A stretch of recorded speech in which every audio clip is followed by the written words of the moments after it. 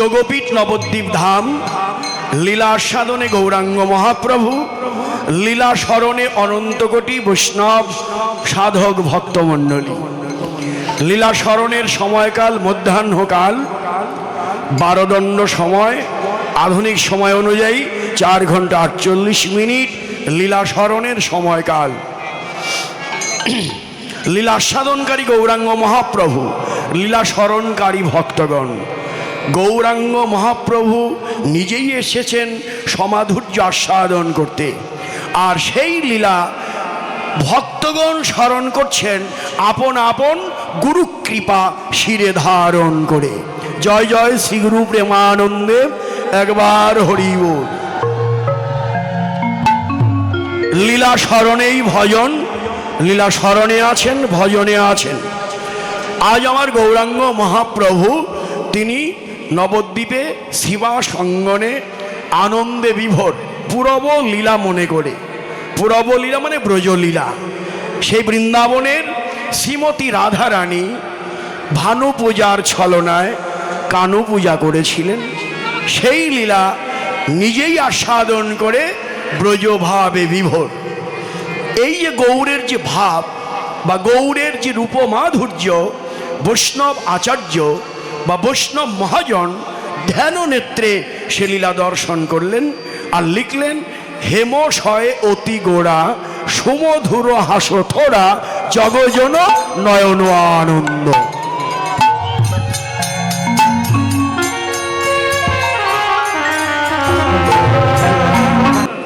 সোনার রূপ দিয়ে তো নয়, সোনা হলো ধাতু, প্রাকৃত ধাতু, আর আমার গৌর হলো অপ্রাকৃত বস্তু। প্রাকৃত আর অপ্রাকৃত কোনোদিন মিলবে না। তাই অপ্রাকৃত বস্তুকে প্রাকৃত কোনো বস্তু দিয়ে তুলনা করা যায় না। বৈষ্ণব কবি গৌর রূপকে সোনার রূপ দিয়ে তুলনা করেনি। কি করেছেন? গৌর রূপের পাশে একখণ্ড স্বর্ণকে উপস্থাপন করেছেন মাত্র। তার কারণ সোনা গলে যায়, সোনার সঙ্গে সুহাগা মিশিয়ে তাপ দিলে সোনা যেমন গলে যায়, গৌর সোনাও গলে যায়। ভক্তের ভক্তি সুহাগা মিশিয়ে অনুরাগের দাগ দিলে গৌর সোনাও গলে।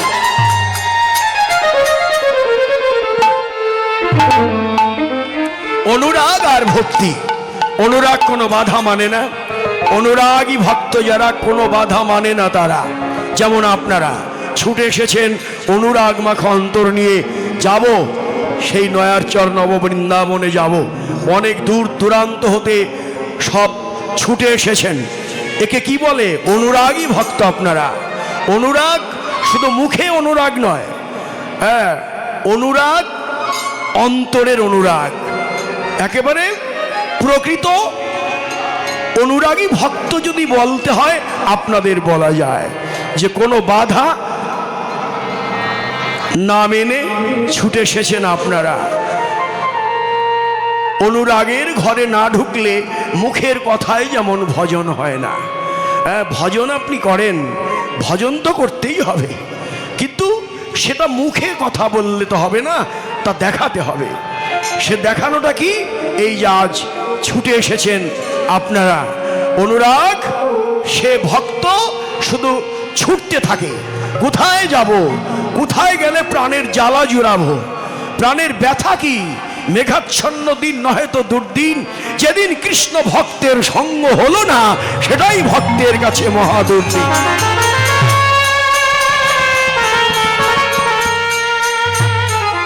একজন বিশুদ্ধ ভক্তের অঙ্গের বাতাস যদি অঙ্গে লাগে, হ্যাঁ, ভক্ত তো এত সহজ নয় রে ভাই। কোটি কর্মনিষ্ঠা মধ্যে এক জ্ঞানী শ্রেষ্ঠ, কোটি জ্ঞানী মধ্যে একজন হয় মুক্ত, কোটি মুক্ত মধ্যে এক দুর্লভ কৃষ্ণ ভক্ত। সেই ভক্তের সঙ্গ করবার জন্যই এখানে ছুটে আসা। আপনারা এসেছেন, কোথায় গেলে ভক্তের সঙ্গ পাবো? আমার এই ভক্তের চরণ ধুলি আমার গায়ে মাখিব। ভক্তের চরণ ধুলি শ্রেষ্ঠ সম্পদ। ভগবান নিজেও বলেন, আমি হতে আমার নাম বড়, নাম হতে আমার ভক্ত বড়, ভক্তের চেয়ে ভক্তের চরণ ধুলি বড়। তাই তো অনুরাগী ভক্তরা ছুটে চলে যে ভক্তের চরণ ধুলি মাখিব,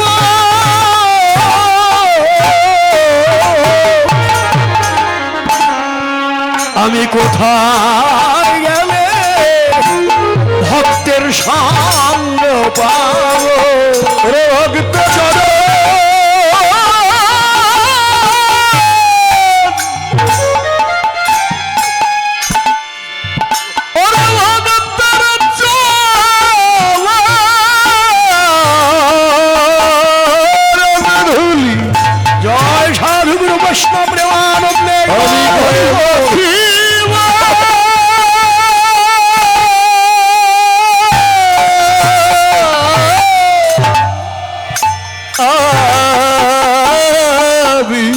আমি কোথায়, আমি কোথায় গেলে ভক্তে সঙ্গ, ভক্তের সঙ্গ পাবো? ওরে আমার এই ত্রিতাপ জ্বালা, ত্রিতাপ জ্বালা জোড়াইব,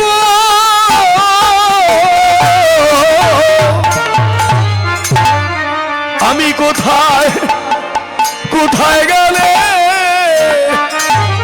ভক্তের সঙ্গ পাবো?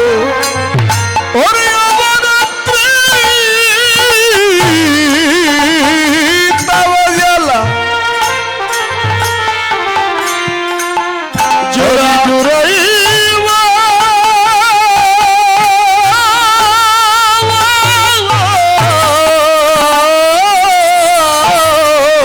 আমি কোথায়,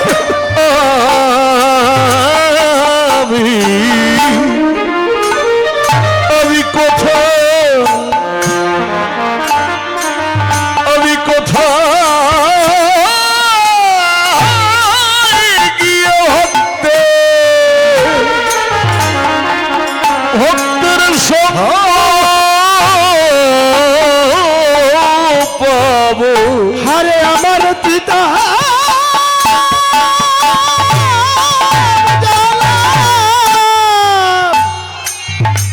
জোড়াইব, আমি কোথায় গেলে ভক্তে এই সঙ্গ পাবো? আপনারা কেন ভক্তের কাছে আসেন? একটা মাত্র কারণ, ভগবানকে পেতে হলে ভক্তি চাই, আর সে ভক্তিটুকু আছে ভক্তের কাছে। ভক্ত সঙ্গ করলে ভক্তি লাভ হয়, আর এই ভক্তি দিয়েই ভগবানকে পাওয়া যায়। এই জন্যই ভক্তের কাছে আসা, হ্যাঁ, প্রাণটা জুড়িয়ে যায়। ভক্তের সঙ্গ করলে এ যেন আমার এই দেহটাই পবিত্র হয়ে যায়।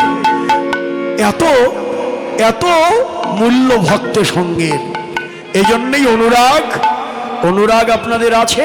আর ভক্ত সঙ্গ করে ভক্তি লাভ করুন, আর ওই ভক্তি দিয়ে আমার ভগবানকে লাভ করা যাবে। এই হলো অনুরাগ আর ভক্তির কথা। তাহলে অনুরাগের তাপ দাও, ভক্তি মিশিয়ে দাও, অবশ্যই গৌরের কৃপা লাভ হবে, আর তাকে দেখলেই আনন্দ হবে। এ নয়নে নয়, এটা কলুষ নয়ন, কর উন্মিলন, সম্মুখে প্রলয় এলো, ঊর্ধ্ব বাহু তুলি, শ্রী গৌরাঙ্গ সরি জয় জয় রাধে রাধে বলো।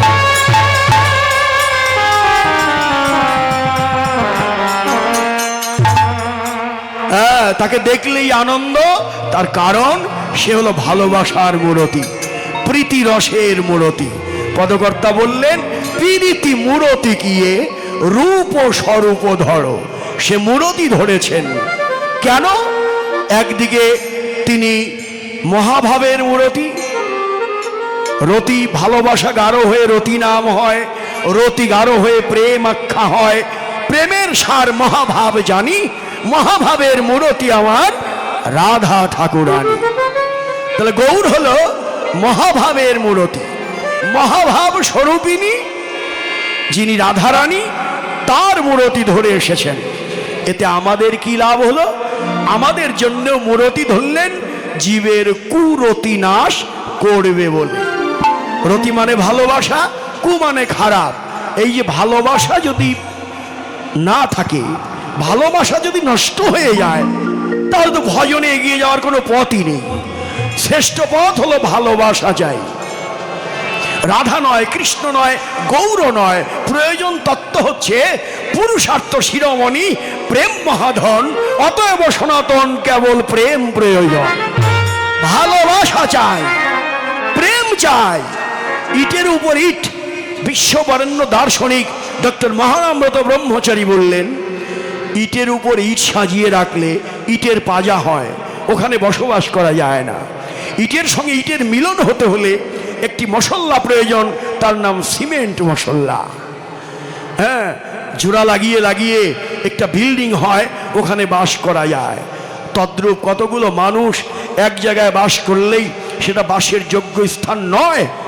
ইটের সঙ্গে ইটের মিলন হতে হলে যেমন মশলা প্রয়োজন সিমেন্ট, তদ্রূপ মানুষের সঙ্গে মানুষের মিলন ঘটাতে হলে একটি মশলা প্রয়োজন, তার নাম শুদ্ধ ভালোবাসা, তারই নাম প্রেম। এই জন্যই বলে জীবে প্রেম করে যেই জন সেই জন সেবিছে ঈশ্বর। তাই ভালোবাসা চাই। আর একটা কথা বলে দিলেন, শুধু ভালোবাসাই নয়, বাসাটাও ভালো চাই। ভালোবাসাকে ঘুরিয়ে বললে বাসা ভালো, বাসাটা ভালো চাই। হ্যাঁ, করবি যদি ভালোবাসা, আগে তোর বাসা ভালো কর। কুমুদ বলে, ওরে গদা তুই আমার কথা ধর, করবি যদি ভালোবাসা, আগে তোর বাসা ভালো কর। পাত্র তৈরি চাই, হ্যাঁ, ক্ষেত্র তৈরি চাই। গীতায় বললেন ক্ষেত্র ক্ষেত্রজ্ঞ বিভাগ যোগ, নিজের ক্ষেত্র তৈরি করো আগে। ক্ষেত্র বলতে জমি, এই জমির মাটি ভালো চাই, প্রতিদিন সেই মাটিতে জল দেওয়া চাই, তাহলে বীজ বোনা মাত্রই ওই জমিতে তাড়াতাড়ি অঙ্কুরিত হবে বীজ। ঠিক জমির মাটি যেমন ভালো চাই, জল ঢালা চাই, ঠিক আমাদের জমি দেহ জমি, শ্রেষ্ঠ জমি দেহ জমি। মন রে কৃষি কাজ জানো না, তোর দেহ জমি রইল পতিত, আবাদ করলে ফল তো সোনা। শ্রেষ্ঠ জমি দেহ জমি, এই দেহ জমির মাটিটা ভালো চাই, সে মাটি দেবার জন্য এখানে আসা। শ্রেষ্ঠ মাটি সাধুগুরু বৈষ্ণবের চরণ ধুলি, বৈষ্ণবের চরণ ধুলি, এটা হলো শ্রেষ্ঠ মাটি। এই দেহ জমিতে লাগাতে হবে। আর জল যদি দিতে হয়, যার যার নয়নের জল ঢালতে হবে।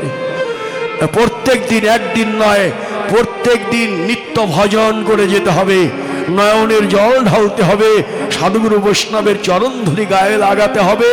এই দেহ জমি যখন তৈরি হবে, আর বীজের কথা যদি বলেন, শ্রেষ্ঠ বীজ এনেছেন ওই মালি সেজে সেই বীজ করে আরোপণ। মালি হচ্ছেন আমার গোড়া বনমালী, সেই গৌর সুন্দর বীজ এনেছেন হরিনাম মহামন্ত্র, তিনি আমাদেরকে দান করেছেন।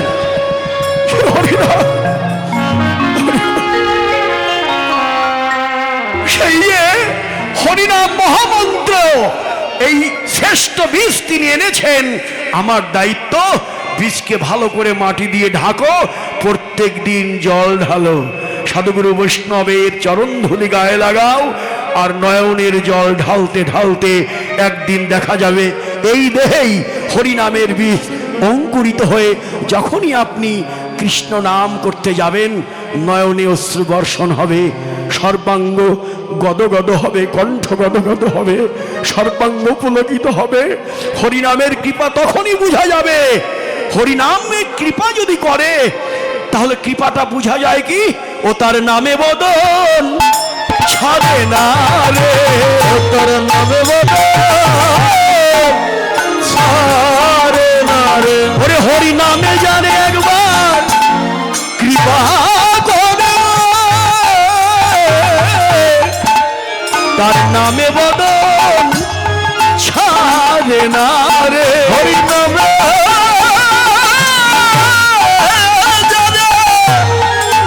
ওরে কৃপা করে, তার নামে বদন ছাড়ে না রে। তার নামে বদন ছাড়ে না তাই নয়, বদনেও নাম ছাড়ে না। আপনি নাম ছাড়তে চাইলেও নাম আপনার বদন থেকে যাবে না। এটা হলো নামের কৃপা, এটাকে বলে নামের কৃপা। হ্যাঁ, নাম ছাড়তে চাইলেও আপনি নাম আপনার বদন থেকে যাবে না, এই হলো নামের কৃপা। সে নামের কৃপা যদি একবার হয় তাহলেই আমার বাসাও ভালো হবে। মহাপ্রভু বললেন, আমি তো সেই জন্যই হরিনামের বীজ এনেছি। এই হরিনামে কি হবে? তোমার বাসা ভালো হবে। চেত দর্পণমার্জনং ভব মহাদাবাগ্নি নির্বাপনং শ্রেয় কৈরব চন্দ্রিকা বিতরণং বিদ্যাবধুজীবনম আনন্দম মুরিবর্ধনম প্রতিপদে পূর্ণামৃত স্বাদনম সর্বাত্ম স্নপনং পরম বিজয়তে শ্রীকৃষ্ণ সংকীর্তন। হে জগৎজীব, তোমার চিত্ত দর্পণ যদি মার্জিত করতে চাও, হরিনাম ভিন্ন আর কোনো গতি নাই।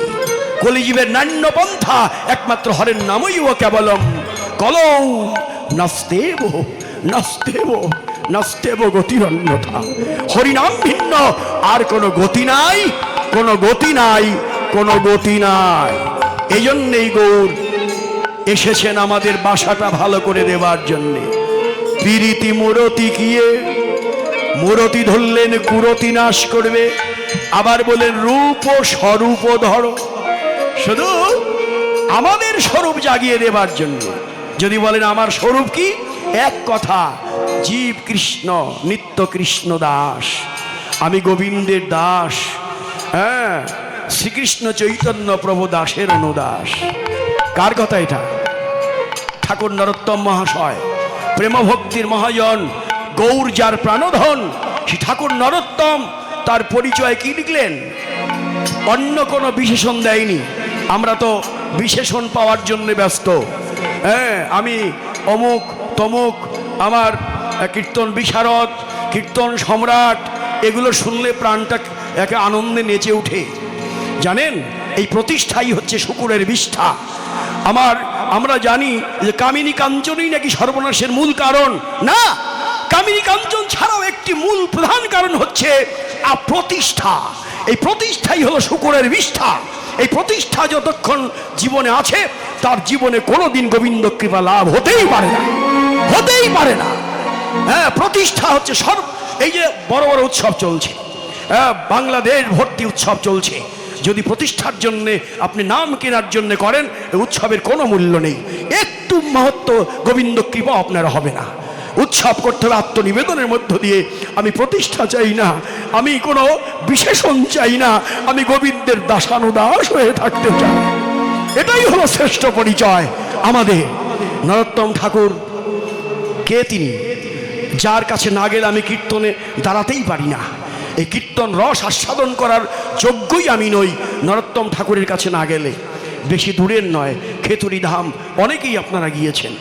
রাজশাহী জেলার খেতুরি ধাম, সেই প্রেমভক্তির মহাজন ঠাকুর নরোত্তম, তার জীবনের কথা যদি আপনি একটু শুনেন, সামান্য একটু যদি বলি, রাজার ছেলে, কিন্তু তিনি জন্মাবার আগে মহাপ্রভু এসেছিলেন এই উত্তর দেশে, যেটাকে পদ্মা বলা হয়। এটা আমরা আমাদের দেশে পদ্মা, পশ্চিমবঙ্গে গেলে এটারই নাম গঙ্গা। একটি নদী, দুটো নাম। এদেশে এসে পদ্মা হয়েছে, ওখানে গিয়ে হয়েছে গঙ্গা। মহাপ্রভু পদ্মায় স্নান করতে এসেছিলেন, তখন নরোত্তম জন্ম নেয়নি। মহাপ্রভু পদ্মা, এদিকে কথা বলবেন না কেউ, হ্যাঁ, নরোত্তম জন্ম নেয়নি, তার আগেই মহাপ্রভু পদ্মায় স্নান করতে এসেছিলেন। পদ্মায় স্নান করতে এসে নরু নরু বলে ডেকেছিলেন তিনি। নরুকে, সেই নরুই হচ্ছে নরোত্তম ঠাকুর মহাশয়। পদ্মাকে বলেছিলেন, পদ্মা, আমি তোমার কাছে একটা বস্তু রেখে যাব, যে এখনো জন্ম নেয়নি। যে নরুকে ডাকলাম নরোত্তম, সে কিছুদিনের মধ্যে আসবে। আমি সেই নরোত্তমের জন্যে তোমার বুকে প্রেম ভক্তি গচ্ছিত রেখে গেলাম। আমার নরোত্তম আসলে তুমি সেই প্রেম ভক্তিটুকু নরোত্তমকে দিও। আহা, পদ্মার ভাগ্যের সীমা নেই। নরোত্তমের আগমন ঘটবে, তার জন্যে আজকে পদ্মা সেই প্রেম ভক্তিটুকু রেখে দিলেন মহাপ্রভুর কাছ থেকে। পদ্মা বললেন, প্রভু, নরোত্তম আসবে কবে, কিভাবে আসবে, কখন আসবে, আমি জানবো কি করে? আমার বুকে তো হাজার হাজার ভক্ত স্নান করতে আসে, আমি কিভাবে জানবো যে নরোত্তম আমার বুকে স্নান করতে এসেছে? মহাপ্রভু বললেন, হে পদ্মা, তুমি বুঝতে পারবে যেদিন নরোত্তম তোমার বুকে স্নান করতে আসবে, তোমায় আনন্দে উছলিয়া উঠবে, আনন্দ তরঙ্গ তোমার বেড়ে যাবে, দুকুল ছাপিয়ে উঠবে। নরোত্তমের স্পর্শ মাত্র তোমার আনন্দ তরঙ্গ বেড়ে যাবে। হ্যাঁ, তুমি উত্তাল তরঙ্গে উছলিয়া উঠবে, সেদিনই তুমি বুঝবে এই বুঝি নরোত্তম আমার বুকে এলো। বেশ, এই কথা বলে মহাপ্রভু চলে গেলেন। প্রেমধন গচ্ছিত রেখে কিছুদিন পরেই রাজার ঘরে সন্তান এলো। আহা, সবাই দেখতে গিয়েছে, রাজার ছেলে হয়েছে। সবাই দেখলো খুব মধুর, ছেলেটা হয়েছে রাজার ছেলে বলে কথা, কিন্তু গায়ের রংটা একটু কালো। এটাই যা হোক, কালো, রাজার ছেলে তো কালো হলেই বাকি। বেশ, জন্ম হয়ে গেল নরোত্তমের। নরোত্তম দেখতে দেখতে একটু বড় হয়ে গেল। যখন কিছুটা বড় হয়ে গেল, বাবাকে বলল, বাবা, আমার একটি কথা। কি কথা? আমি পদ্মায় স্নান করতে যাব। কি? তুমি রাজার ছেলে হয়ে পদ্মায় তুমি নিজে কেন স্নান করতে যাবে? তুমি বলো, আমি শত শত কলসি পদ্মার থেকে জল ভরে এনে তোমাকে স্নান করিয়ে দেব, তুমি কেন পদ্মায় যাবে? বলছে, না বাবা, আমি ওই কলসিতে করা জল এনে আমি পদ্মার জল স্নান করব না, আমি নিজে যাব। ছেলের আবদার, কি করবে আর? আচ্ছা বাবা, তুমি যদি পদ্মায় যেতেই চাও, আমি তাহলে সোনার রথ, রূপার রথ বানিয়ে দেই, ও রথে চড়ে যাও, পদ্মায় স্নান করতে যাও। নরোত্তম বলে, না তো বাবা, আমি তো সোনার রথে চড়ে পদ্মায় স্নান করতে যাব না। তাহলে তাহলে একটা কাজ করি, আমি পালকি বানিয়ে দেই, তোমাকে কাঁধে করে পালকিতে করে নিয়ে যাক। বলছে, না বাবা, আমি তো পালকিতেও যাব না। তাহলে ঘোড়ার গাড়ি করে দেই। হ্যাঁ, বলছে, না, আমি ওই ঘোড়ার গাড়িতেও যাব না। রাজা বললেন, তাহলে তুমি যাবে কিসে করে? পায়ে হেঁটে যাবে? বলছে, না বাবা, আমি পায়ে হেঁটেও যাব না। তাহলে কি করে যাবে? নরোত্তম বললেন, বাবা, আমি ধুলায় গড়িয়ে গড়িয়ে পদ্মায় স্নান করতে যাব।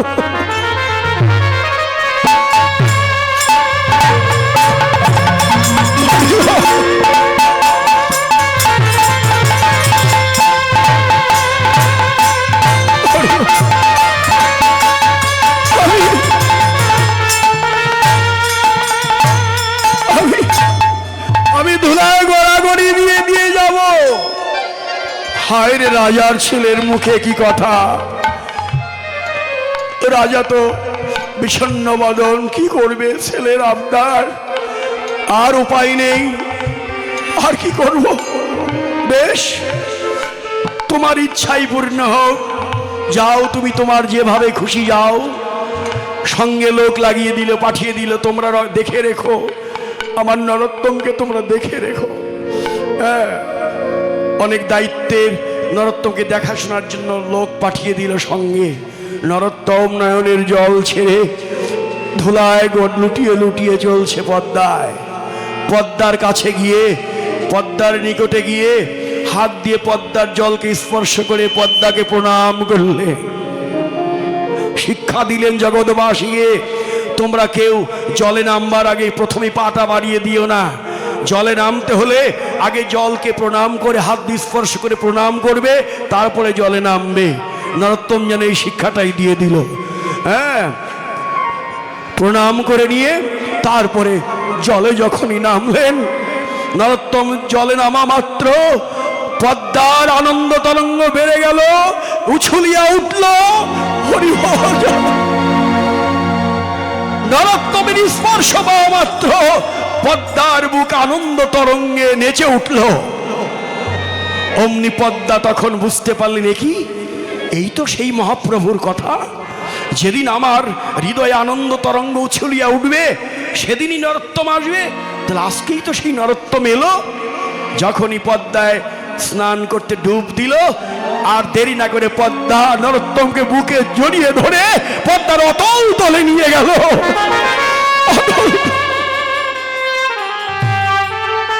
পদ্মা তার অতল তলে নিয়ে বুকে জড়িয়ে ধরে বলল, নরোত্তম, তুমি ভাগ্যবান, তার চেয়েও আমি বেশি ভাগ্যবান।